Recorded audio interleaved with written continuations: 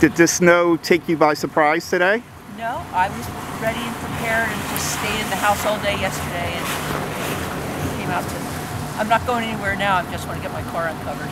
But it's pretty, as long as I'm close to home. Ocean City got hit the hardest, correct?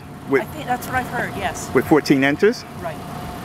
And when was the last time something like that happened here, you think? You know, last year we really didn't have any snow to account for.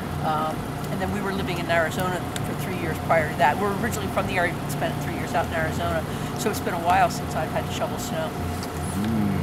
Welcome back. But thanks, yeah. But my neighbors upstairs are so wonderful. I walked out this morning, this was all done. It was amazing. Wow. So, perfect. the hard part's finished for me. I just have to get this. Perfect. And I let the car's heater do most of the work. So. Right.